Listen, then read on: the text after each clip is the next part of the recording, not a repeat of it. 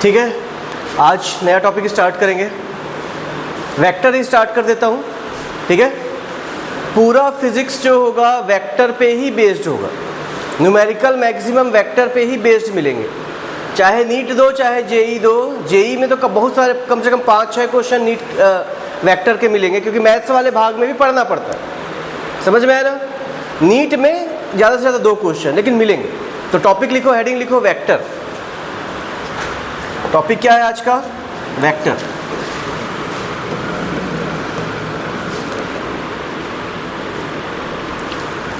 तो वेक्टर क्या होता है, किसी को पता है क्या? कोई है जिसको पता हो वेक्टर क्या होता है? पहला चीज फिजिकल क्वांटिटी क्या होती है, इसको देखते हैं।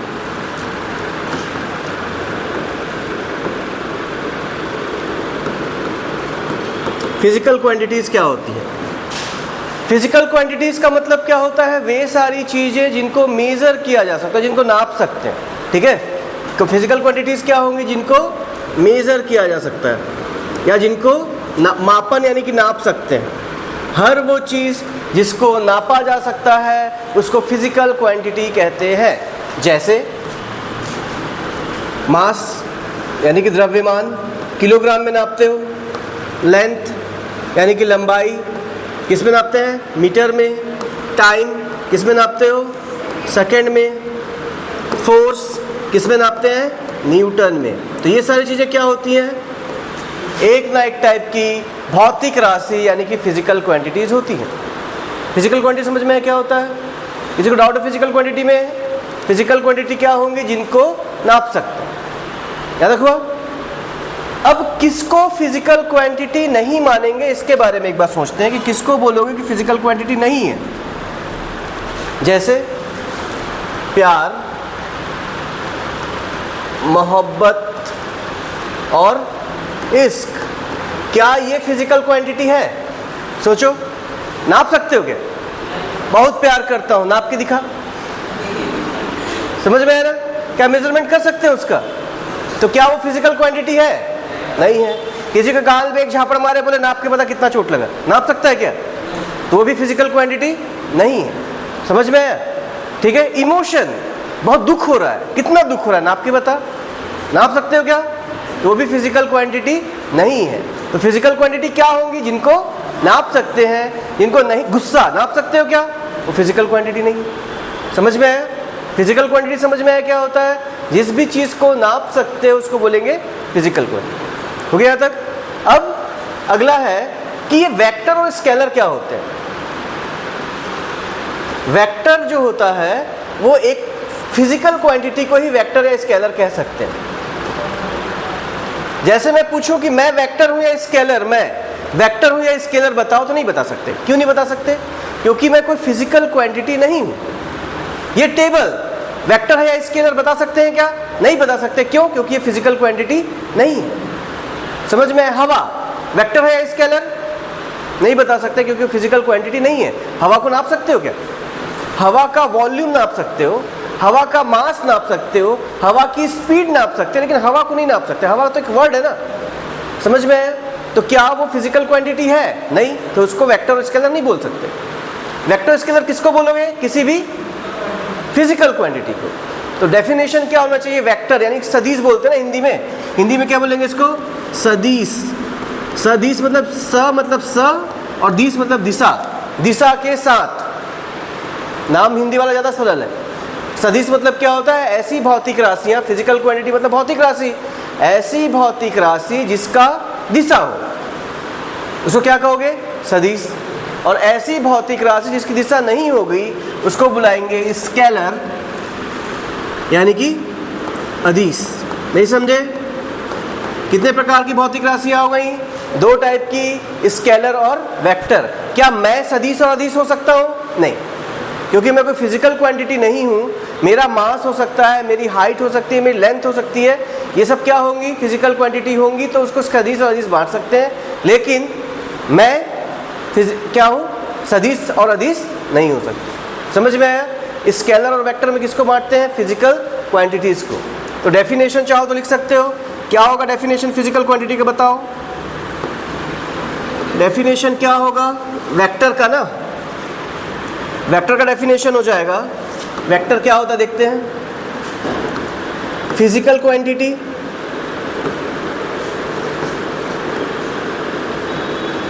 विथ डायरेक्शन, शॉर्ट में डेफिनेशन बता रहा हूं ना, एंड मैग्नीट्यूड। स्केलर क्या होगा, ये भी होगा फिजिकल क्वांटिटी, ठीक है, विथ मैग्नीट्यूड ओनली। मैग्नीट्यूड को परिमाण कहते हैं। क्या बोलते हैं हिंदी में? परिमाण। ठीक है। फिर से अगर कोई पूछे कि सदिश राशियां क्या होती है, तो वे सारी भौतिक राशियां जिनमें सिर्फ परिमाण हो, कोई दिशा ना हो, वो अदिश राशि होती है। और सदिश क्या होंगी? वे सारी भौतिक राशियां जिसमें परिमाण और दिशा दोनों हो, उसको क्या बोलते हैं? उसको क्या बोलते हैं? सदिश, यानी कि वेक्टर। वेक्टर क्या होते हैं? Physical quantities which have magnitude as well as direction. Scalar क्या होते हैं? Physical quantities which have only magnitude but no direction. Direction नहीं होगा। यहाँ तक समझ में आया? स्केलर और वेक्टर समझ में आया क्या होता है? किसी को डाउट है क्या? एग्जाम्पल देखते हैं स्केलर और वेक्टर का क्या हो जाएगा। पहले स्केलर का एग्जाम्पल देख लेते हैं। स्केलर, ठीक है। मास के बारे में एक बार सोचते हैं। जैसे मान लो कि इस लड़के का वजन तौले, सीधा मशीन था, मशीन के ऊपर खड़ा कर दिया, वजन आया 50 किलो आया। ये 50 उसका मैग्नीट्यूड है, परिमाण है। मैग्नीट्यूड मतलब समझ में आया? परिमाण मतलब क्या होता है? जिसका नंबर कितने नंबर में है। तो कितना मास था इसका? 50 किलो। तो 50 क्या हो गया? उसका मैग्नीट्यूड। डेफिनेशन में देखो, एक मैग्नीट्यूड है और दूसरा डायरेक्शन है। ऐसा समझ में मैग्नीट्यूड क्या होता है? कितने लोग को मैग्नीट्यूड समझ में आया? जोर से बोलो। यस सर, है ना? क्यों बोलवाते हैं जानते हो ना? ठीक है। हाँ, फिर से तो 50 kg में 50 क्या है उसका मैग्नीट्यूड। अब इस लड़के को लेटा दिए मशीन के ऊपर, कितना किलो बताएगा? पक्का? उल्टा कर दोगे तो छोटा छोटा काट के थैला में भर के रख देंगे तो, चटनी पीस दोगे तो क्या मास बदला? क्या डायरेक्शन चेंज करने पे बदला?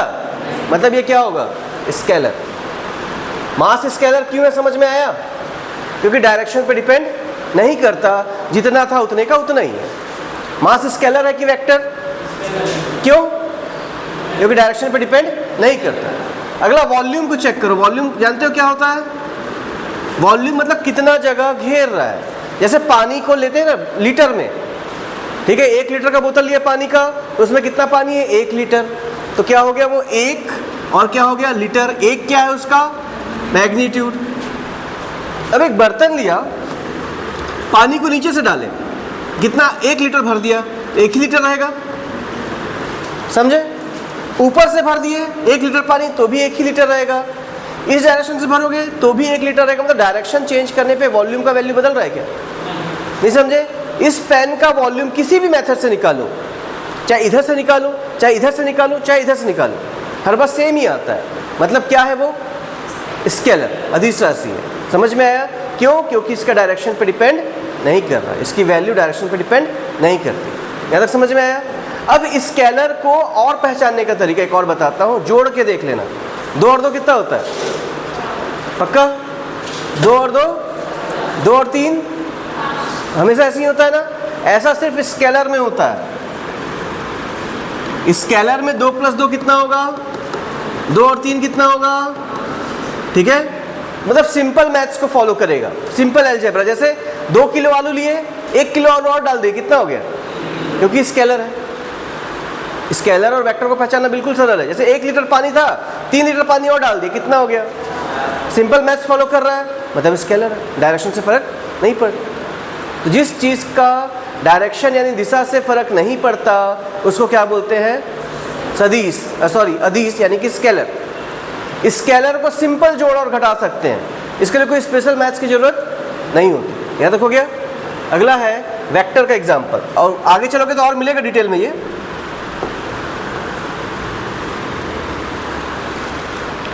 वेक्टर क्या होता है इसके बारे में देखते हैं। वेक्टर का एग्जांपल देखते हैं, ठीक है। तो 2 + 2 कितना होता है? 2 + 2 कितना होता है? नहीं सुनाई दिया? अभी भी नहीं सुनाई दिया? अभी भी नहीं सुनाई दिया? जोर से बोलोगे, खा के आए हो ना, शाम के टाइम क्लास लग रही है ना, ठीक है। 2 और 2 0 भी हो सकता है। 2 और 2 कितना होता है? 4 भी हो सकता है। और 2 और 2 √2 भी हो सकता है। मतलब 2 + 2 कितना होता है? कुछ भी हो सकता है। समझ में आया? मतलब वेक्टर को सिंपल नहीं जोड़ सकते, वेक्टर को जोड़ने का स्पेशल मैथ्स होगा। समझ में आया? तो वेक्टर कैसी राशियां होंगी? ऐसी भौतिक राशि होगी, ऐसी फिजिकल क्वांटिटीज होगी जो डायरेक्शन पे डिपेंड करेंगे, दिशा पे निर्भर करेंगे। उदाहरण के लिए मान लो एक डब्बा लिया, इस डब्बे को इस डायरेक्शन से ढकेले 2 न्यूटन फोर्स से, एक और आदमी इसी डायरेक्शन से ढकेला 2 न्यूटन फोर्स से, तो किधर जाएगा, आगे या पीछे? तो 2 और 2 कितना हो गया? 4 हो गया। समझ में पहली कहानी? एक और कहानी समझो कि यही डब्बा था, एक आदमी 2 न्यूटन से आगे से ढकेला, एक आदमी 2 न्यूटन से पीछे से ढकेला, तो 2 और 2 कितना हो गया? डब्बा खिसकेगा क्या इस बार? तो देखो उसी 2 और 2 को जोड़ने में कितना हो गया? 4। उसी और 2 और 2 को जोड़ने में कितना हो गया? 0। मतलब फोर्स जो है वो दिशा पे निर्भर कर जा रहा है। अगर कोई चीज़ दिशा यानी डायरेक्शन पे डिपेंड कर जाए, मतलब वो क्या होगी? बताओ। Vector quantity. मतलब फोर्स कैसी क्वांटिटी है?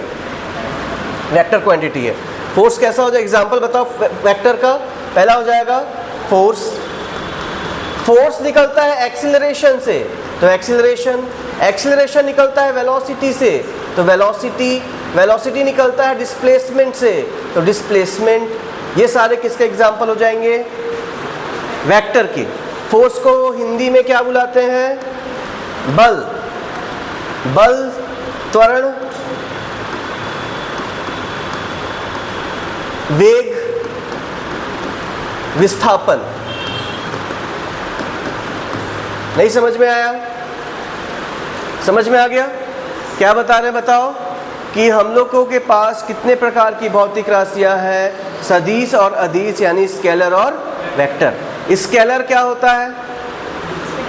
इसमें डायरेक्शन नहीं होता। वेक्टर क्या होता है? जिसमें डायरेक्शन होता है। ये भी हो गया। फिर स्केलर और, क्या मैं स्केलर और वेक्टर हो सकता हूं? कौन स्केलर और वेक्टर हो सकता है? फिजिकल क्वांटिटी, भौतिक राशि ही स्केलर और वेक्टर के रूप में बांटी जा सकती है। यहां तक हुआ? अगला लिखो, रिप्रेजेंटेशन ऑफ अ वेक्टर। यहां से टॉपिक स्टार्ट हो गया। टॉपिक है रिप्रेजेंटेशन ऑफ द वेक्टर। ठीक है। वेक्टर को सदिश रूप में कैसे लिखेंगे? लिखेंगे A और ऊपर में मार देंगे तीर, ठीक है। और इसको पढ़ेंगे वेक्टर A। समझ में आया? लिखा B और ऊपर में मार दिए तीर, क्या पढ़ोगे इसको? Vector B। समझ में आया यहाँ तक?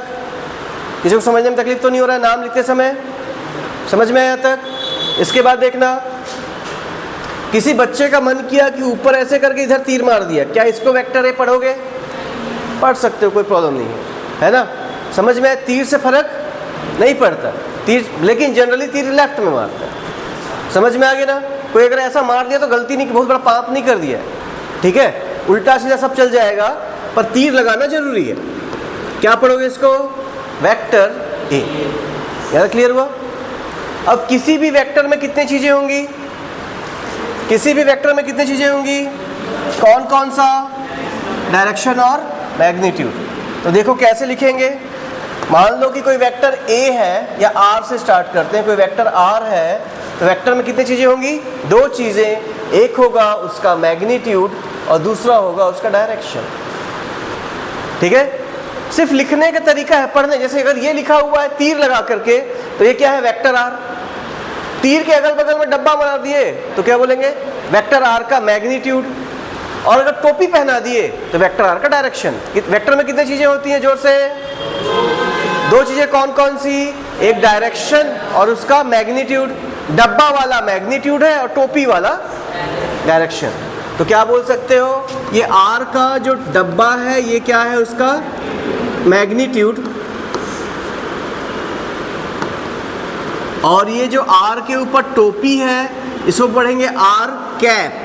कैप मतलब टोपी होता है ना, और इसको पढ़ेंगे आर का डायरेक्शन। नहीं समझे? प्यार से बुलाएंगे यूनिट वेक्टर। इसके कई नाम हैं। कितने लोगों को समझ में आया क्या बताया? किसी भी वेक्टर का रिप्रेजेंटेशन सीखे, ऊपर में तीर लगा देते हैं, पढ़ते क्या है, वेक्टर आर। किसी भी वेक्टर में कितनी चीजें? दो, एक उसका मैग्नीट्यूड, दूसरा उसका डायरेक्शन। मैग्नीट्यूड मतलब क्या होता है, डंडा में रख दोगे, और डायरेक्शन मतलब आर कैप होता है। यहाँ तक समझ में आ गया? ठीक है, आगे देखो।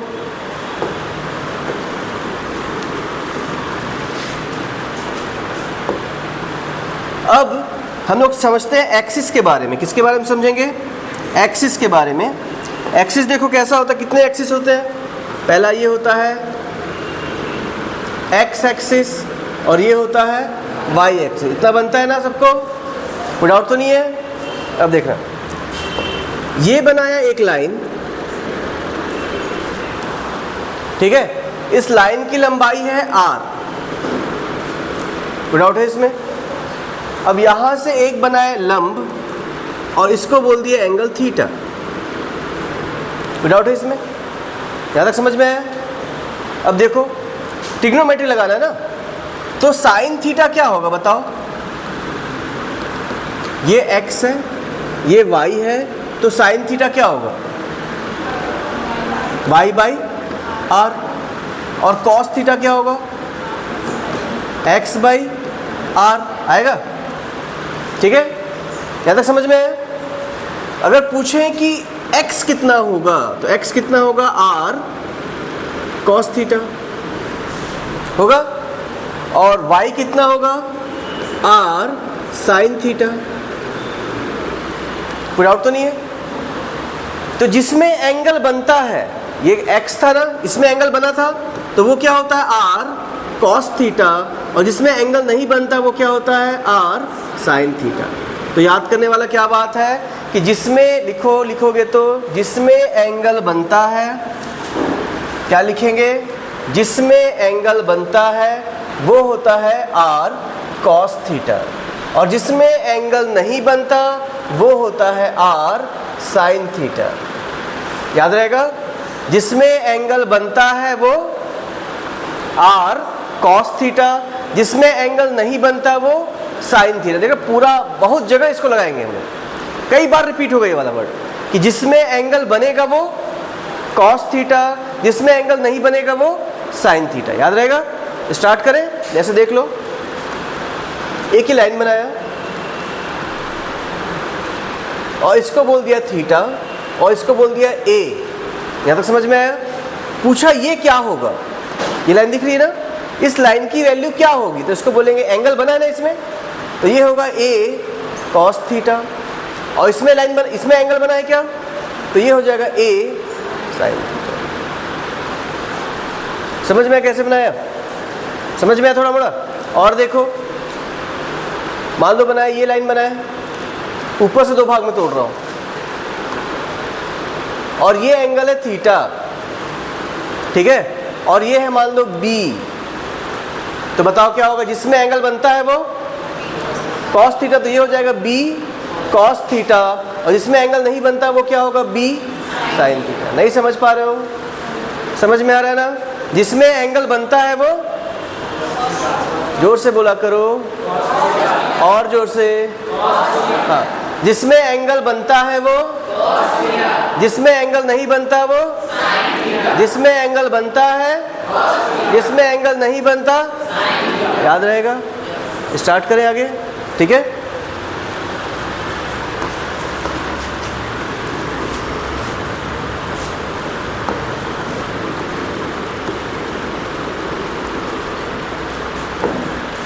अगला है, कितने एक्सिस बताया था बताओ? दो एक्सिस, एक था x और दूसरा था y, और ये कौन था याद है? ये वेक्टर था r, याद आया यहाँ तक? मान लो r जो है x एक्सिस के साथ एंगल बनाया अल्फा, यहाँ तक समझ में आया? y एक्सिस के साथ एंगल बनाया बीटा, यहाँ तक समझ में आया? तो x की वैल्यू क्या होगी? कितना एंगल बनाया बताओ? कितना एंगल बनाया बताओ? अल्फा। तो x की वैल्यू क्या होगी? r cos alpha. सही है गलत? एंगल बना है ना अल्फा, अभी तो याद किए, जिसमें एंगल बनता है वो cos होता है। तो y क्या होगा बताओ? r साइन नहीं, r cos beta. r sine alpha भी लिख सकते हो, या तो r cos बीटा, क्योंकि बीटा एंगल बन रहा है, जिसमें एंगल बनता है वो क्या होता है? cos theta. एंगल इसमें बना है अल्फा, इसमें बना है बीटा, तो इसकी वैल्यू क्या हो जाएगी? इसकी वैल्यू हो जाएगी r cos अल्फा, और इसकी वैल्यू हो जाएगी r cos बीटा, क्योंकि बीटा एंगल बनाया है। नहीं समझ में है? समझ में है? कोई डाउट है यहाँ तक? ठीक है। एक एक्सिस और ले लेता हूँ ऐसा z एक्सिस, और इसके साथ ये एंगल बनाया है गामा। समझ में है? तो ये कितना होगा बताओ? ये लिख सकते हो r cos गामा। याद करो, जिसमें एंगल बनता है वो क्या होता है? cos की साइन cos होता है, तो cos आएगा। कुछ समझ में है? समझ में है? तो क्या समझ में है? इसको समझते हैं ना कि हम लोगों के पास इसको बांटने का तरीका हो गया कि तीन अगर एक्सिस हो, ठीक है, तीन एक्सिस में से एक एक्सिस ले लिया x, एक ले लिए y और एक ले ले z, तो x के डायरेक्शन में कितना होता है? r cos alpha. देख रहे हो ना?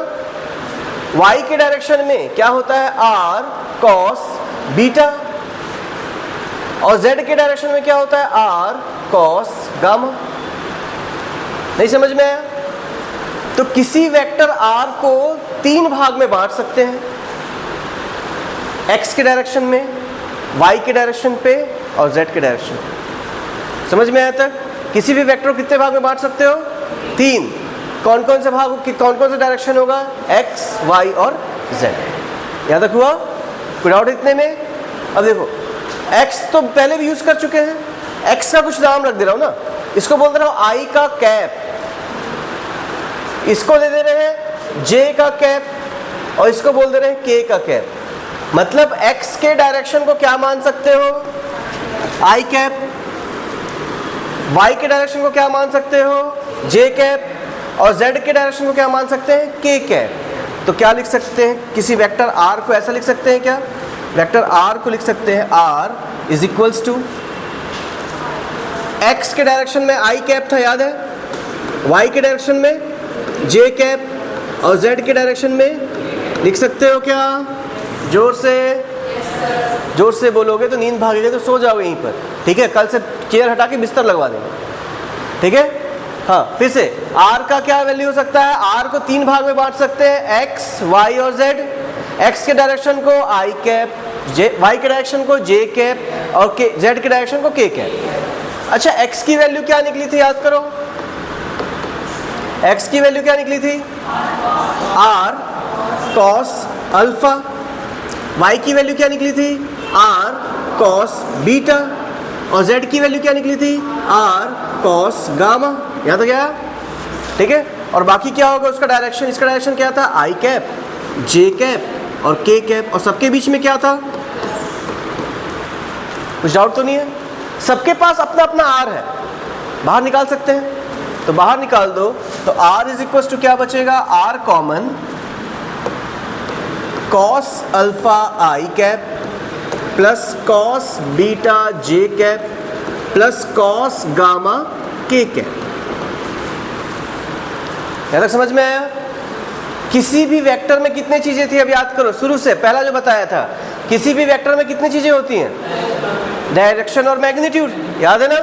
किसी वेक्टर में कितनी चीजें होती हैं? दो चीजें, डायरेक्शन और मैग्नीट्यूड। तो ये वाला भाग उसका मैग्नीट्यूड होगा और ये वाला भाग डायरेक्शन होगा। नहीं समझे? तो हम लोग लिख सकते हैं वेक्टर r को कि वो magnitude of r into R cap होगा, जहाँ r कैप की वैल्यू क्या होगी? cos alpha i, cos beta J और कॉस गामा के। कोई हड़बड़ी नहीं है, आराम से समझो पूरे टॉपिक को। अभी सिर्फ समझा रहा हूँ, जब क्वेश्चन कराऊंगा तो बिल्कुल इजी टॉपिक है, समझ रहे हो ना। कॉन्सेप्ट समझाने में टाइम लगता है, क्वेश्चन बनाने में टाइम नहीं लगेगा, ठीक है। याद रखो गया। देखो कॉस सब में था, आर कॉमन निकल गया। किसी भी वेक्टर में दो चीज होता है, एक मैग्नीट्यूड और दूसरा ये पूरा डायरेक्शन जैसा होना चाहिए। तो ये मैग्नीट्यूड हो गया और ये पूरा क्या हो गया, उसका डायरेक्शन। समझ में आया तक? किसी को समझने में तकलीफ है क्या? अब इसी को डिटेल करेंगे, लास्ट फाइनल टच। अगर कोई वेक्टर आर होता, इसको क्या पढ़ते बताओ, वेक्टर आर। आर की वैल्यू होती x I cap plus Y j cap plus Z k cap. तो आर का मैग्नीट्यूड होता x square plus Y square plus Z square का रूट। ये मैग्नीट्यूड निकालने का फॉर्मूला हो गया, समझ में आया तक?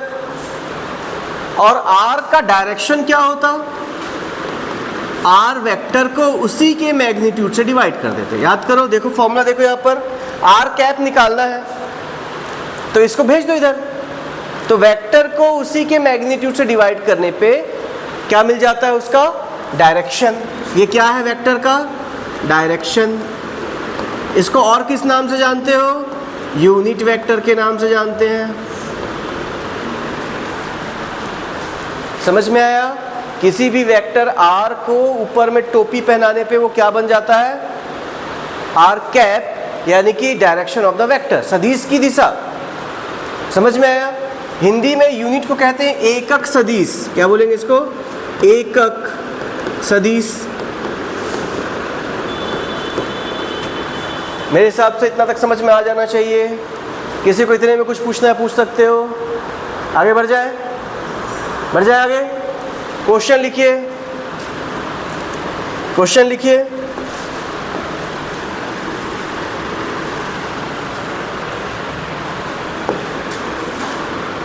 वेक्टर आर बराबर है I plus 2j plus 3k।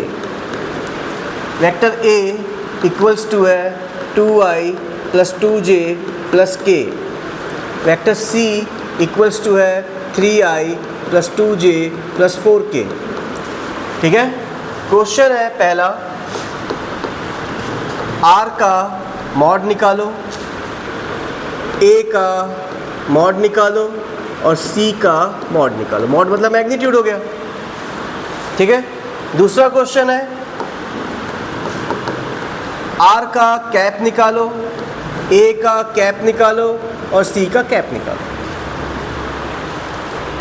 ठीक है, बनाओ तो कैसे बनाएंगे सोचो। पहला क्वेश्चन क्या है, आर इक्वल्स टू क्या दिया है बताओ, आई प्लस 2j प्लस 3k, ऐसे दिया है ना। मॉड का फॉर्मूला क्या होता है, x का स्क्वायर, y का स्क्वायर, z स्क्वायर का रूट। इसके आगे कोई नंबर है क्या, जिसके आगे कुछ नहीं उसके आगे एक, याद रहेगा, जिसके आगे कुछ नहीं उसके आगे। तो ये हो गया 1 का स्क्वायर, ये हो जाएगा प्लस 2 का स्क्वायर, ये आगे हो जाएगा प्लस 3 का स्क्वायर और पूरे का क्या, रूट कर दो। 1 का रूट, 1 का स्क्वायर कितना आएगा 1 प्लस 4 प्लस 3 कितना हो गया बोलो। अरे 3 का स्क्वायर 9 हो जाएगा ना, ठीक है। तो 14 आंसर बना। कितने लोग का बना, हाथ खड़ा करो एक बार। नहीं समझ में आया, समझ में नहीं आया। 1 का वर्ग 1 एकम 1, 2 का वर्ग 2 दूनी 4, 3 का वर्ग 3 तिया 9, 9 और 1 10 4, वही तो लिखो, ठीक है। अगला बनाओ।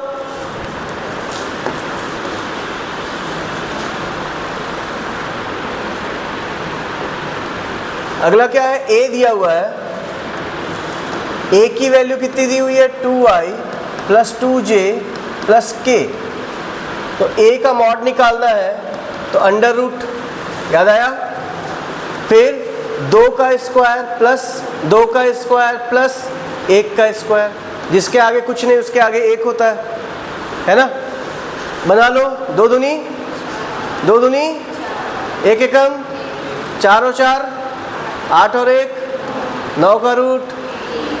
आंसर किसी का आया? क्या निकाले बताओ? किसी सदिश का परिमाण निकाल रहे हो या किसी सदिश वेक्टर का मैग्नीट्यूड निकालना सीख रहे हैं। क्वेश्चन कठिन नहीं है, बार बार रिपीट करोगे, घर जाकर के 2 बार बनाओगे तो बनने लगेगा टॉपिक, ठीक है। और मैथ्स वालों को 12th क्लास में पूरा चैप्टर दे दिए ये वाला कि पढ़ो, जाओ आराम करो, ठीक है ना। तो मैथ्स में पढ़ना ही है, कोई ऑप्शन नहीं है। फिजिक्स वालों को सीखना पड़ेगा। पहला बना, लास्ट बनाओ। सी क्या होगा? अंडर रूट डायरेक्ट कर दूं क्या? 9 प्लस 4 प्लस 16 अंडर 29। कितने लोग का आया? ठीक है, क्या बात, बहुत बढ़िया बन जा रहा है। अब यूनिट वेक्टर निकालो, आर कैप निकालना है ना, तो क्या निकलेगा बताओ? उसी के मैग्नीट्यूड से डिवाइड कर देते हैं, ठीक है। पहला क्वेश्चन क्या था? r इज इक्वल्स टू क्या था? i plus 2j plus 3k, और r कैप क्या निकलेगा? i plus 2j plus 3k का मैग्नीट्यूड कितना है? कितना निकाले थे? रूट 14। आंसर हो गया, बस, है ना। वेक्टर को उसी के मैग्नीट्यूड से डिवाइड कर दो, इतने तो आंसर है। चाहोगे तो बढ़ा सकते हो, कैसा लिख सकते हो इसको? इसके नीचे, इसके नीचे, इसके नीचे, बाकी फर्क नहीं पड़ता है। i by root 14 plus 2 by root 14 और प्लस 3 बाई रूट 14 सबके नीचे लिख दो, नहीं समझे? बाकी ये भी सफिशिएंट आंसर है, कोई प्रॉब्लम नहीं। डायरेक्शन निकालते बना, समझ में है? दूसरे वाले का डायरेक्शन निकालो। दूसरा क्या था? 2i plus 2j plus k। तो बी वेक्टर का a का कैप क्या निकलेगा बताओ? 2i plus 2j plus k upon 3। Answer कठिन है? इजी एकदम, ठीक है। तीसरे वाले में क्या होगा?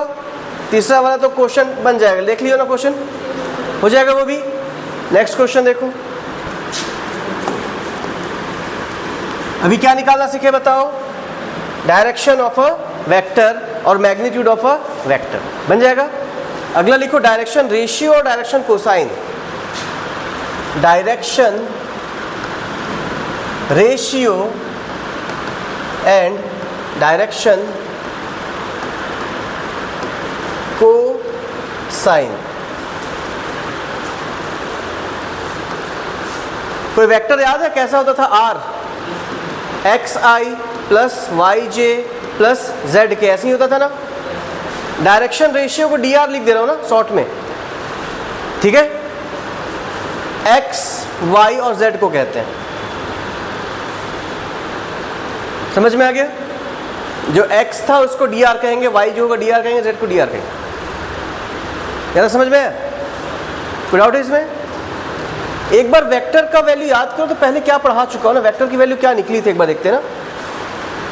जब वेक्टर पढ़ रहे थे तो वेक्टर आर की वैल्यू निकली थी मैग्नीट्यूड ऑफ आर, याद आया? इसके बाद क्या था? कॉस अल्फा आई कैप, कॉस बीटा जे कैप और कॉस गामा के कैप, याद आ रहा है? ये साइन है या कॉस है? इसीलिए डायरेक्शन कोसाइन है। डायरेक्शन कोसाइन मतलब समझ में है क्या निकालना होगा?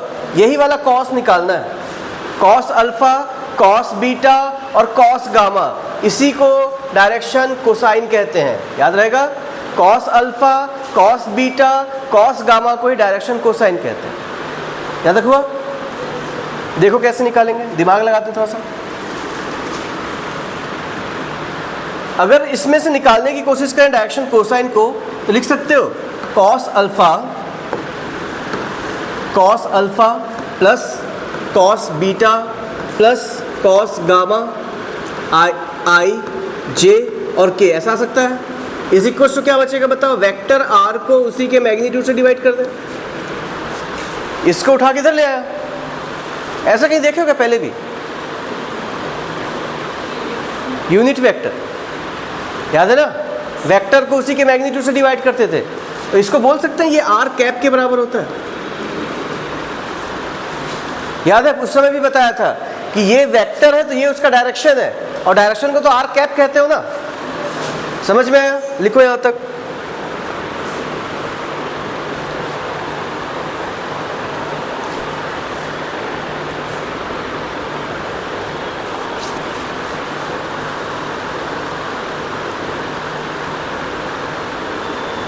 बन गया यहां तक?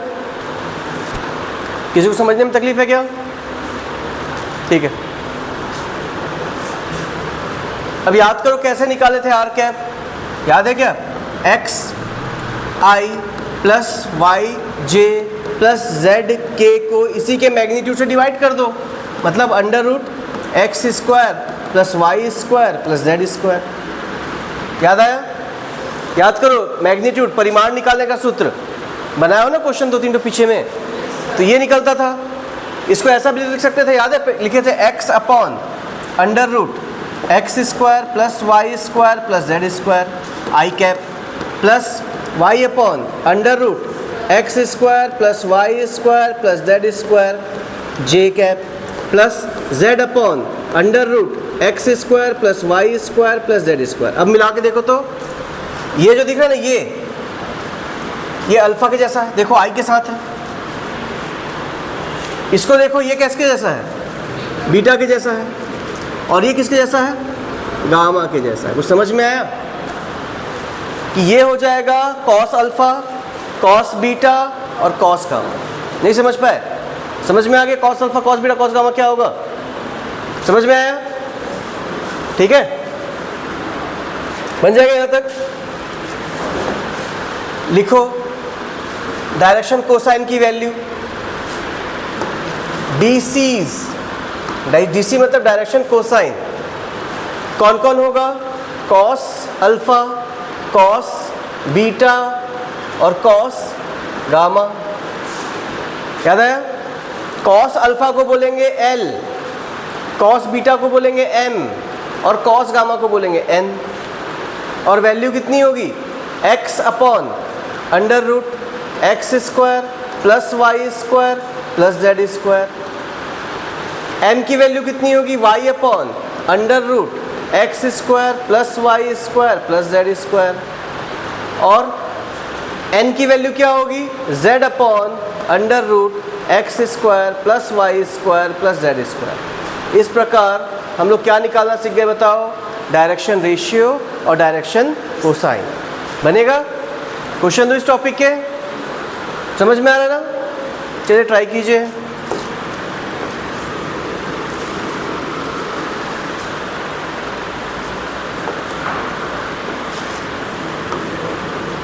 ठीक है, क्वेश्चन है डी आर निकालिए और डी सी निकालिए। डी आर मतलब डायरेक्शन रेशियो और डी सी मतलब डायरेक्शन कोसाइन। तो डी आर निकालना है। पहला question, R is equals to I plus 2j plus 2k। दूसरा question, A is equals to 2i minus j plus k। तीसरा क्वेश्चन हो जाएगा B is equals to 2i minus 2j minus k। Question क्या है बताओ? D R निकालो और D सी निकालो। ठीक है, पहला क्वेश्चन का आंसर डी आर कौन कौन सा होगा बताओ? 1, 2 और 2। डी आर में दिमाग नहीं लगाना होता है, इस जिसके आगे कुछ नहीं उसके आगे तो 1 लिख दिया और बाकी 2 होगा। समझ में आया? अब डी सी पहला निकलेगा एल। एल क्या होगा बताओ? 1 अपॉन अंडर रूट 1 का स्क्वायर 2 का स्क्वायर 2 का स्क्वायर। कितना आएगा? 1 upon under root 9 equals to 1 upon, नहीं समझे? समझ में आया? क्या निकल गया? 1 अपॉन 3। नीचे वाला तो सेम ही आएगा ना हर बार, नीचे वाला हर बार 9 ही आएगा तो 3 ही आएगा। तो दूसरे वाले का क्या निकलेगा? m क्या निकलेगा? 2/3 और n क्या निकलेगा 2/3। नहीं समझे? समझ में आया कि नहीं?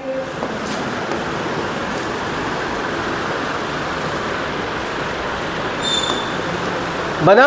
दूसरा क्वेश्चन का निकालो, क्या निकलेगा? डायरेक्ट निकाल दो क्या? डायरेक्शन रेशियोज 2 -1 +2 आया। डायरेक्शन कोसाइन DCs निकालो, 2/3 -1/3 और 2/3 आया। किसी का निकाल सकते हो ना फिर से ऐसे ही। 2 का स्क्वायर 4 हो जाएगा, 1 का स्क्वायर 1 हो जाएगा, 2 का स्क्वायर 4 हो जाएगा, 4 और 4 8 और 1 9 का रूट 3 ही तो आता है। नहीं समझे? समझ में आया? तीसरा क्वेश्चन, डायरेक्शन रेशियोज क्या है बताओ? 2 -2 -1 और डायरेक्शन कोसाइंस क्या है? 2/3 -2/3 -1/। समझ में आया यहाँ तक? डायरेक्शन रेशियोज और डायरेक्शन कोसाइन समझ में आया? इसको क्या बोलते हो बताओ? ये होता है L, इसको क्या बोलते हो? M, इसको क्या बोलते हो? N। क्वेश्चन है कि find value of L² + M² + N²। इसकी वैल्यू निकाल दो तीनों केस में। क्या निकालना समझ रहे हो ना? L², M² और N² की वैल्यू कितनी होती है तीनों केस में निकालना। इसकी वैल्यू निकालिए तीनों केस में, पहले वाले में, दूसरे वाले में, तीसरे वाले में।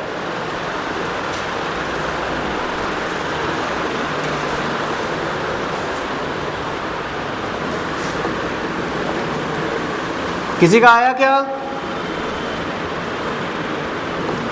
किसी का आया? 1 तो नहीं आ रहा है। L² + M² + N² = 1 तो नहीं आ रहा है। तीनों केस में 1 ही आएगा। नहीं समझे? बना? किसी को डाउट हो रहा है क्या?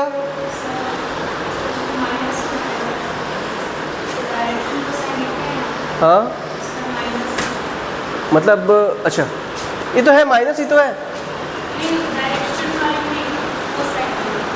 इसी में ना, तो -2 है। तो ये देखो क्या है, ये रूट तो नीचे वाले का है। भूल गए फॉर्मूला? फॉर्मूला क्या था? x अपॉन, नहीं समझे? है ना, ऊपर में तो कुछ बदला ही नहीं हूं मैं, जो बदले नीचे में ना बदले, तो ये तो जैसा था वैसे ही लिखेंगे। नहीं बन रहा है? बना? L² + M² + N² कितना आया? चेक करोगे तो हर बार आएगा 1। आया सबका 1? अब देखो माइनस वाला है, माइनस का स्क्वायर करोगे तो प्लस में आ जाएगा।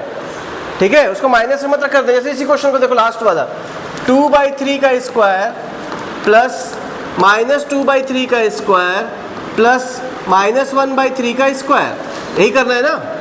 कितना हो जाएगा? 4/9 + 4/9 + 1/9, 9 LCM हो गया। 4 + 4 + 1 दैट इज इक्वल्स टू 9/9। 9 से 9 काट दिए, 1 आया। हर बार 1 आएगा, चाहे कुछ भी रहे। यहाँ तक समझ में आया? एक बार रिवीजन मतलब कितने फॉर्मूले पढ़े। तुम लोग से पूछूंगा, तुम लोग बताओगे ना, जिससे पूछेंगे वही बताएगा। 5 मिनट दे रहा हूँ, रिवाइज करो, मेरे मिटाते तक रिवाइज करो। चलो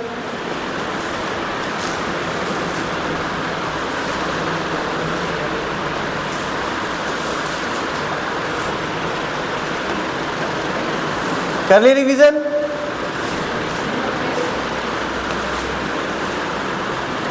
पहला टॉपिक क्या पढ़े थे हम लोग, याद है? पहला टॉपिक पढ़े हम लोग फिजिकल क्वांटिटी। रिवीजन है ना, आज के टॉपिक का रिवीजन कर लेते थोड़ा सा। फिजिकल क्वांटिटीज क्या होती है? फिजिकल क्वांटिटीज कौन बताएगा? हाँ बताओ। हाँ बताओ। हाँ वेरी गुड, बैठ जाओ दोनों। फिजिकल क्वांटिटीज क्या होती है? Which can be measured. Direction से तो लेना देना नहीं है, ठीक है। फिजिकल क्वांटिटी होंगे, जैसे बताया था कि मास, लेंथ, टाइम, फोर्स, ये सारी फिजिकल क्वांटिटीज हैं, ठीक है। प्यार, मोहब्बत, इश्क और चोट, दर्द, इमोशंस, ये फिजिकल क्वांटिटी नहीं है। याद हुआ? फिजिकल क्वांटिटी यानी कि भौतिक राशियाँ क्या होती है जिनका मापन किया जा सकता हो, इसको नाप सकते हैं, पहला हो गया। दूसरा टॉपिक क्या था, फिजिकल क्वांटिटीज कितने टाइप की होती हैं, तो 2 टाइप की बताए थे, एक स्केलर होता था और दूसरा वेक्टर। स्केलर में सिर्फ मैग्नीट्यूड होता था, याद आया, और वेक्टर में मैग्नीट्यूड भी होता था और डायरेक्शन भी होता था, ठीक है। इसको सिंपल जोड़ते थे, 2 और 2 कितना होता है इसमें हमेशा 4, और इसमें 2 और 2 कितना हो सकता है, कुछ भी, याद आया। 2 और 2 कितना होता है, नहीं बता सकता। क्यों नहीं बता सकता, पहले बताओ फिजिकल क्वांटिटी कि स्केलर है कि वेक्टर है, ठीक है। स्केलर में 2 और 2 कितना होगा 4, और वेक्टर में नहीं बता सकता, वेक्टर में कुछ भी हो सकता है। वो यहाँ तक। अगला, स्केलर और वेक्टर पढ़ लिए, एग्जाम्पल पढ़ लिए थे, फिर वेक्टर को रिप्रेजेंट करना सीखे। वेक्टर को आर से रिप्रेजेंट करोगे, याद आ रहा है, आर इज इक्वल टू क्या होता था, x I plus Y J plus Z के। इस आर के 2 भाग होते हैं, एक होता है उसका मैग्नीट्यूड, दूसरा होता है उसका डायरेक्शन, याद है। ये भी जो मैग्नीट्यूड था उसकी वैल्यू कितनी होती थी, याद है, एक्स का स्क्वायर प्लस वाई का स्क्वायर प्लस जेड का स्क्वायर, और आर का रूट भी होगा, और आर की डायरेक्शन क्या निकलेगा, वेक्टर आर को उसी के मैग्नीट्यूड से डिवाइड कर देते थे। हो गया यहाँ तक। फिर निकालना सीखे थे डायरेक्शन रेशियो और डायरेक्शन कोसाइन। डायरेक्शन रेशियो क्या होता था, एक्स वाई और जेड, और डायरेक्शन कोसाइन क्या होता है, एल एम और एन। इसको बोलते हैं कॉस अल्फा, इसको बोलते हैं कॉस बीटा, इसको बोलते हैं कॉस गामा। कॉस है इसीलिए डायरेक्शन कोसाइन, नाम डायरेक्शन साइन भी हो सकता था, डायरेक्शन टेंजेंट भी हो सकता था, डायरेक्शन कोसेक भी हो सकता था, लेकिन डायरेक्शन कॉस ही क्यों, क्योंकि याद है फॉर्मूला, फॉर्मूले में क्या निकल रहा था बार बार, कॉस। और जहां पर अल्फा बीटा एंगल क्या थे, अल्फा था एक्स के साथ एंगल, बीटा था वाई के साथ एंगल, और गामा था जेड के साथ एंगल। बना यहाँ तक? कितने लोगों को समझ में आ गया यहाँ तक का टॉपिक? तो लिखिए, क्वेश्चन लिखिए, क्वेश्चन लिखो एक, find direction cosine, find direction cosine of a vector. Hindi वाले भी इंग्लिश में लिख लो, भी समझा दूंगा हिंदी में क्वेश्चन को ना। Find direction cosine of a vector which is equally inclined with all the axes, ठीक है। मतलब हिंदी में कोसाइन को कोज्या कहते हैं, पता होगा, बाकी इंग्लिश वाले बनाओ, हिंदी में समझा रहा हूँ क्वेश्चन को। दिशा को कहते हैं दिक और कॉस को कहते हैं कोज्या, तो इसको बोलते हैं दिक कोज्या। समझ में आया? ठीक है। तो दिक कोज्या का मान ज्ञात कीजिए जब कोई सदिश सभी अक्षों पे बराबर कोण बनाता है। थोड़ा बहुत समझ में आया? सभी अक्षों पे क्या बनाएगा? बराबर कोण बनाएगा। तो क्या का मान निकालना है? दिक कोज्या का मान निकालना है। ज़्यादा हिंदी हो गया ना, इंग्लिश में ज़्यादा सरल लगता है क्वेश्चन। डायरेक्शन कोसाइन निकालिए जब बराबर बराबर एंगल बना रहा है। मतलब क्वेश्चन क्या हो गया कि अगर एक्सिस ले ऐसा, ये एंगल हो गया, तो ये भी अल्फा है, ये भी अल्फा है और ये भी अल्फा है, तीनों बराबर है ना। मतलब ऐसा लिख सकते हो L बराबर M बराबर N। ऐसा कोई फॉर्मूला सोचो जिससे L और M तीनों बंधे हुए हैं। ऐसा कोई फॉर्मूला इसमें L और M तीनों आते हो, L M N तीनों आते हो। सोचो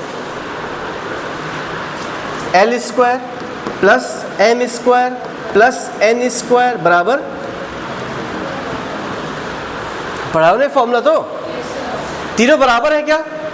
तो लिख सकते हो L square plus L square plus L square equals to 1।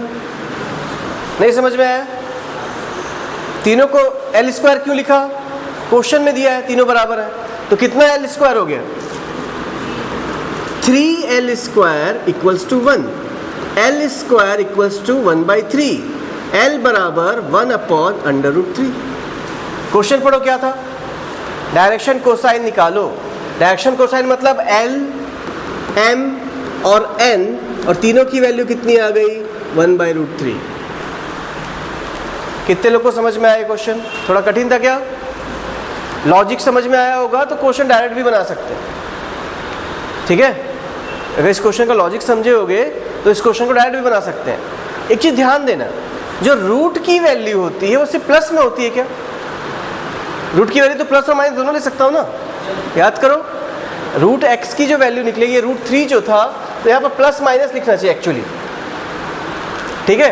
तो ऐसे एक इधर भी तो हो सकता है ये वाला वेक्टर बराबर कोण पे, इधर भी तो हो सकता था बराबर कोण पे, इधर पे भी हो सकता है बराबर कोण पे। तो क्या हमेशा प्लस ही आएगा? ऐसा जरूरी नहीं है, क्वेश्चन को ट्विस्ट कर सकता है अपने हिसाब से, बनेगा। अगला लिखो, देखो ये क्वेश्चंस जो बता रहा हूं मैं अपने से बना के बताता हूं, कभी कभार आंसर इधर उधर हो सकता है, समझ रहे हो ना। किसी बुक में नहीं मिलेगा, वो अपने से बनाया हुआ क्वेश्चन है तो आगे पीछे हो सकता है, ठीक है। बाकी कॉन्सेप्ट में कोई डाउट होगा तो पूछना। क्वेश्चन लिखो, इफ